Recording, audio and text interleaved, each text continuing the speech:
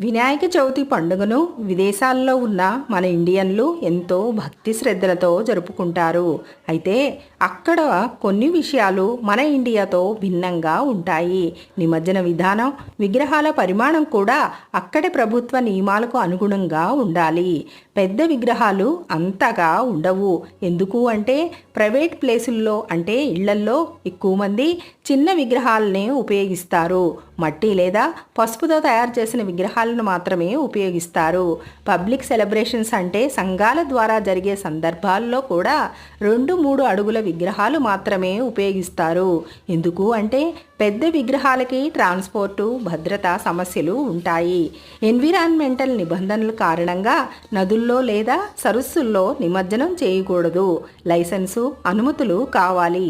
అట్లాంటి ప్రక్రియ చాలా కఠినంగా ఉంటుంది. నిమజ్జనం ఎలా చేస్తారు అంటే ఇళ్లల్లోనే చిన్న టబ్ లేదా బకెట్లో నీళ్లు పోసి అందులోనే వినాయకుడిని నిమజ్జనం చేస్తారు. తర్వాత ఆ నీటిని తోటలో లేదా కుండీల్లో ఉన్న మొక్కలకు పోస్తారు. వర్చువల్ నిమజ్జనం లేదా భక్తితో నిమజ్జన భావం. కొన్ని చోట్ల ప్రతిష్ఠ చేసిన విగ్రహాన్ని 10 రోజుల తర్వాత మామూలుగా తీసేసి భక్తితో ఓం గణపతియే నమః అనే మంత్రంతో భావనాపూర్వకంగా నిమజ్జన భావం చేస్తారు.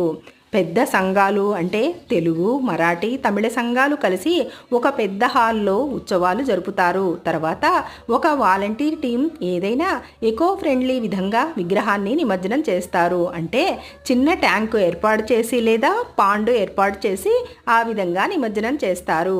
వారు ఎక్కువగా ఎకో ఫ్రెండ్లీ విగ్రహాలను మాత్రమే ఉపయోగిస్తారు. అంటే మట్టి లేదా పసుపుతో తయారు చేసిన విగ్రహాలనే ఉపయోగిస్తారు. ఎక్కువగా ఇళ్లల్లోనే నిమజ్జనం చేస్తారు.